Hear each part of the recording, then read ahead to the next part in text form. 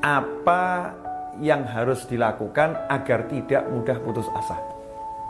Jadi banyak teman-teman nih yang merasa mudah putus asa itu.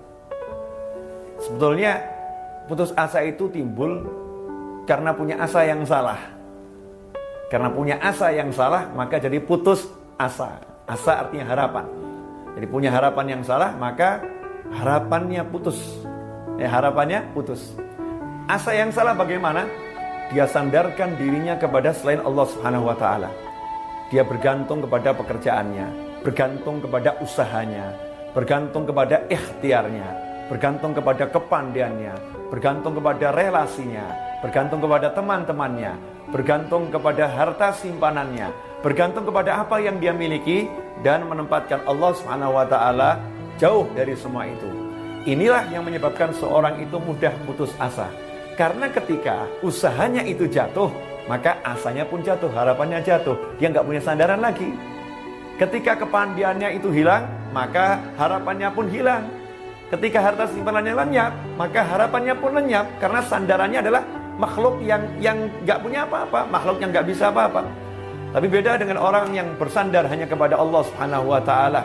Dia sadar dirinya nggak punya apa-apa, dirinya nggak bisa apa-apa, dirinya tidak mampu melakukan apapun itu. Setiap langkah, setiap nafas, setiap tarikan dan hembusan, dia hanya bersandar kepada Allah Subhanahu wa taala. Qul huwallahu ahad, Allahus samad. Katakanlah hanya Allah yang Maha Esa, dan Allah lah tempat bergantungnya segala sesuatu. Orang yang bergantung kepada Allah Subhanahu wa taala, orang yang bersandar kepada Allah taala, maka dia menjadi orang yang sangat optimis dalam setiap perilakunya, dalam setiap usahanya, pantang menyerah dan tak pernah kenal mundur. Kenapa? Karena setiap kali usahanya jatuh, dia tahu ada Allah yang maha membangkitkan, ada Allah yang maha kuasa, ada Allah yang maha hebat, ada Allah yang maha membantu, ada Allah yang maha memberi. Setiap kali apa menjadi yang dia rencanakan berantakan, dia tahu rencana Allah jauh lebih baik, dan dia sandarkan semuanya kepada Allah Subhanahu wa ta'ala. Selalu dia menekuni zikir, la haula wala quwwata illa billah, la haula wala quwwata illa billah. Tidak ada daya dan upaya kecuali atas izin Allah Subhanahu wa taala. Saya tidak punya kekuatan kecuali yang diberikan Allah taala. Kalimat ini diresapi dan diucapkan, dihayati dan diamalkan. Ini adalah obat yang mujarab kalau pengen tidak mudah putus asa. Sebagaimana disebutkan oleh Nabi Muhammad sallallahu alaihi wasallam dalam sebuah hadis yang diriwayatkan oleh Imam Al-Hakim dalam kitabnya Al-Mustadrak, Rasulullah SAW menyatakan, "Man qala la haula wala quwwata illa billah kana dawaan min tis'atin wa tis'ina da'an aisaruhal ham."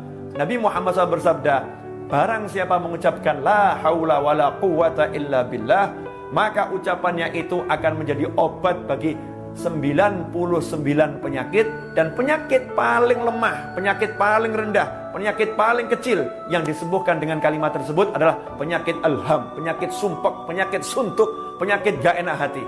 Karena suntuk, sumpek, gak enak hati ini muncul dari bersandar kepada selain Allah Subhanahu wa taala. Orang yang sudah bersandar kepada Allah taala, dengan dia mengucapkan la haula wala quwata illa billah, dia mendapatkan ketenangan hati. Ala bidzikrillah tatmainnul qulub. Ketahuilah hanya dengan mengingat Allah, menyebut Allah, hati ini menjadi tenang, nyaman, dan hati ini menjadi merasa tentram yang luar biasa. Semoga dengan mendengar kajian ini, yang menanyakan tadi masalah resepnya gimana biar gak mudah putus asa, menjadi bersemangat dan tidak pernah putus asa lagi. Karena putus asa itu adalah kerjaannya syaitan dan kerjaannya iblis.